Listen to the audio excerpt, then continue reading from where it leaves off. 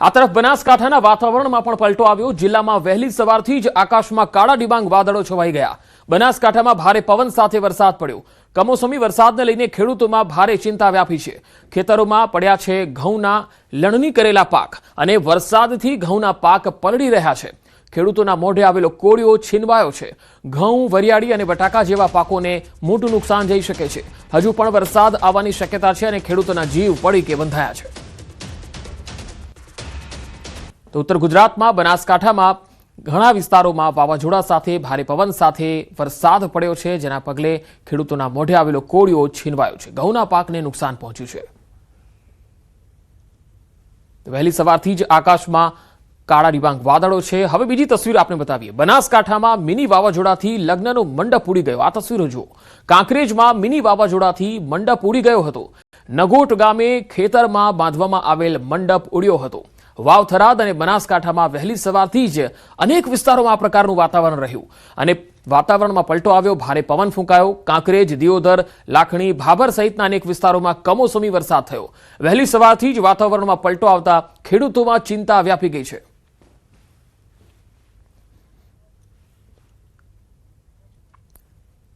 તો સાબરકાંઠામાં પણ વાતાવરણમાં એકાએક પલટો આવી ગયો અને અનેક વિસ્તારોમાં ભારે પવન ફૂંકાયો।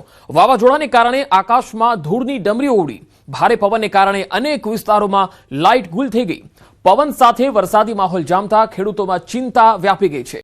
ખાસ આ વિસ્તારમાં મકાઈ, તમાકુ સહિતના પાકોને ભારે નુકસાન જાય તેવી ભીતિ સેવાઈ રહી છે। ચૈત્રી નવરાત્રીને લઈને આયોજકોમાં પણ ચિંતા છે।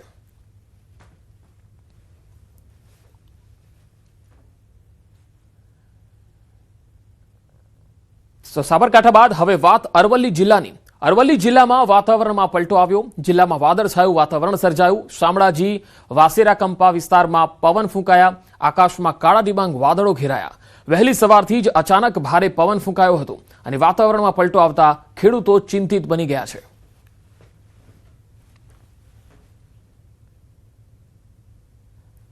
સુરેન્દ્રનગર જિલ્લામાં વહેલી સવારે અચાનક વાતાવરણમાં પલટો આવ્યો। અહીંયા ભારે પવન સાથે કેટલાક વિસ્તારોમાં વીજળીના કડાકા સાથે કમોસમી વરસાદ છે। લીંબડી, મૂડીના સરા, ખંપાળિયા સહિતના વિસ્તારોમાં વરસાદ પડ્યો। વાવાઝોડાના કારણે અનેક વિસ્તારોમાં વીજળી ગુલ થઈ ગઈ। જિલ્લામાં અનેક સ્થળો પર વાવાઝોડાને કારણે વૃક્ષો પણ ધરાશાયી થયા।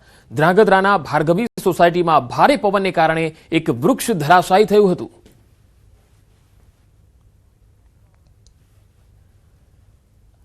અમદાવાદમાં પણ વહેલી સવારે જ ફૂંકાયું વાવાઝોડું। શહેરમાં મોડી રાત્રે ભારે પવન ફૂંકાયો અને ભારે પવનને કારણે અનેક જગ્યાએ વૃક્ષો ધરાશાયી થવાની ઘટના બની। સિંધુ ભવન રોડ પર 2 ઝાડ ધરાશાયી થયા। કોર્પોરેશનની ટીમ દ્વારા અહીંયા કામગીરી શરૂ કરવામાં આવી હતી। તો અમદાવાદમાં પણ મોડી રાત્રે ભારે પવન ફૂંકાયો હતો અને વાવાઝોડાને પગલે અનેક વૃક્ષો છે એ ધરાશાયી થયા હતા।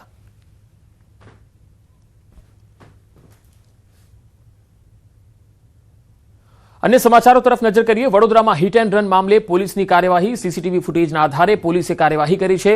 સિટી પોલીસે કાર ચાલક નબીરાની ધરપકડ કરી લીધી છે।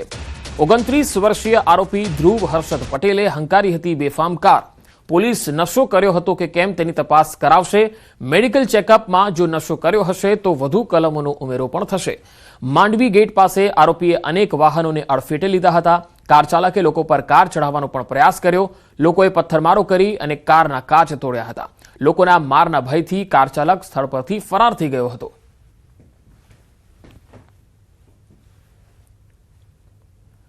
વડોદરામાં તુલીધામ 4 રસ્તા નજીક અકસ્માત મામલે ખુલાસો થયો છે, જેમાં આ ઘટનામાં મૃત્યુ પામનાર સગીર ધોરણ 10નો વિદ્યાર્થી હોવાનું તપાસમાં ખુલ્યું છે। પરીક્ષા આપી 3 મિત્રો બાઇક લઈને ફરવા નીકળ્યા હતા। પૂર ઝડપે જતું બાઇક કાર સાથે ટકરાઈ ગયું। અકસ્માતના ચોંકાવનારા સીસીટીવી સામે આવ્યા છે। 3 પૈકી બાઇક હંકારનાર સગીરનું ઘટના સ્થળે જ મૃત્યુ થયું। મૃતક વિદ્યાર્થી પોલીસકર્મીનો પુત્ર હોવાનું ખુલ્યું છે।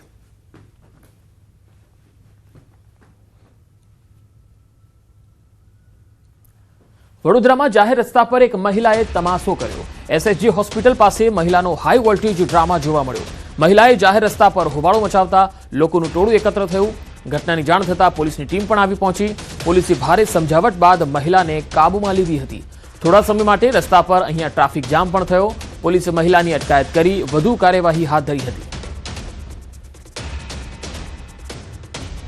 તો પોલીસે આ મહિલાની અટકાયત કરી લીધી છે। આ મહિલાએ અહીંયા હોબાળો મચાવ્યો હતો, જાહેર રસ્તા પર તમાશો કર્યો હતો, લોકો અહીંયા એકત્ર થઈ ગયા, પોલીસ બોલાવવાની ફરજ પડી હતી। આખરે પોલીસ અહીંયા આવી અને આ મહિલાની અટકાયત કરી, સમજાવટ કરી। જૂનાગઢમાં એબીવીપીના કાર્યકર્તાઓ કાયદાનું ભાન ભૂલી ગયા। અહીંયા નોબલ યુનિવર્સિટી કેમ્પસમાં એબીવીપી દ્વારા નવા હોદ્દેદારોની નિમણૂક દરમિયાન ભેસાણ ચોકડીથી યુનિવર્સિટી સુધી રેલી યોજાઈ હતી, જેમાં કેટલાક કાર્યકર્તાઓ કાર પર ચડી સીન સપાટા કરતા દેખાયા। ટ્રાફિકના નિયમોનો ભંગ કરી અને જીવના જોખમે વિડીયો બનાવવાના દ્રશ્યો સામે આવતા અનેક સવાલ ઉઠ્યા છે। વિદ્યાર્થીઓના હિત માટે બનાવાયેલા નેતાઓ દ્વારા આવી બેદરકારી ભરેલી હરકતો શા માટે? હવે પ્રશ્ન એ છે કે પોલીસ ક્યારે આવી ઘટનાઓ પર કડક કાર્યવાહી કરી કાયદાનું પાલન કરાવશે? તો એબીવીપીના કાર્યકર્તાઓ ભાન ભૂલ્યા છે। બે અલગ અલગ તસવીરોમાં આપણે બતાવીએ। નવનિયુક્ત હોદ્દેદારોએ સીન સપાટા કર્યા, એટલું જ નહીં વિડીયો પણ બનાવ્યા, ટ્રાફિક નિયમોનો ખુલ્લેઆમ ભંગ કરતા દેખાયા। આવા જ્યારે વિડીયો સામે આવે છે ત્યારે પોલીસે અહીંયા એક્શન પણ લેવું જોઈએ, ભલે કોઈ પણ સંગઠનમાં હોય, કોઈ પણ પાર્ટીમાં હોય કે પછી કોઈ પણ વિદ્યાર્થી નેતા કેમ ના હોય। આવા વ્યક્તિઓ જો કાયદાનો ભંગ કરે છે તો કાયદો તમામ લોકો માટે એક સમાન હોય છે। વધુ માહિતી મેળવીએ જૂનાગઢથી સંવાદદાતા અમર બખાઈ જોડાયા છે। અમર, હવે આ વિડીયો જે સામે આવ્યા છે, સીન સપાટા કરતા લોકો સામે કાર્યવાહી શું થશે? ચોક્કસ પંકજ, કે જે રીતે એબીવીપીના જે કાર્યકર્તાઓ છે તે કાયદાનું ભાન ભૂલ્યા છે। ગઈકાલે જ્યારે નોબલ યુનિવર્સિટીના કેમ્પસમાં જે એબીવીપીના હોદ્દેદારોની જે નિમણૂક હતી અને તે સમયની જ આ ઘટના છે કે હોદ્દેદારો પોતા વિદ્યાર્થી નેતા થયા પરંતુ કાયદાનું ભાન ભૂલી ગયા છે, તે સ્પષ્ટપણે દેખાઈ રહ્યું છે। જ્યારે જોવાનું રહ્યું કે પોલીસ દ્વારા કઈ રીતની કાર્યવાહી કરવામાં આવે છે, શું આ વિદ્યાર્થી નેતાઓને કાયદાનું ભાન કરવામાં આવશે? બીજી તરફ જોવામાં આવે છે કે એક સાથે જે કારનો થપ્પો લગાવી દીધો છે અને તેની ઉપર ચડી અને ચાલુ કાર તે સીન સપાટા કરતા જોવા મળી રહ્યા છે। હાલ આ સમગ્ર વિવાદ શરૂ થયો છે, વિડીયો વાયરલ થયા છે, જોવાનું રહ્યું પોલીસ કઈ રીતની કાર્યવાહી કરે છે। બીજી તરફ જે પ્રમુખ, ઉપપ્રમુખ અને જે કાર્યકર્તાઓ છે ક્યાંક ભાજપ નેતાઓના જ સગા છે તેવું જાણવા મળી રહ્યું છે। હાલ આ ભાજપ નેતાઓના સગાઓ સામે શું કાર્યવાહી થશે કે નહીં તે એક મહત્વનું છે। જી આભાર અમાર માહિતી આપવા માટે।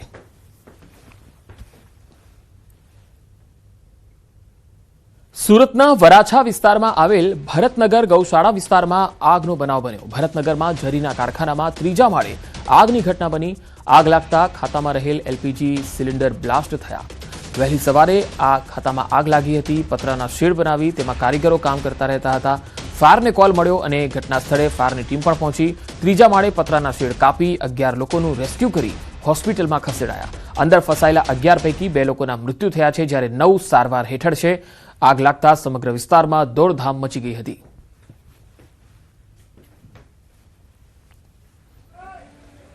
સુરતમાં અવારનવાર આગની ઘટનાઓ બનતી હોય છે, ત્યારે સુરતના વરાછા વિસ્તારમાં આવેલા ભરતનગર જે ઇન્ડસ્ટ્રીયલ વિસ્તાર છે એમાં વહેલી સવારે આગ લાગી હતી।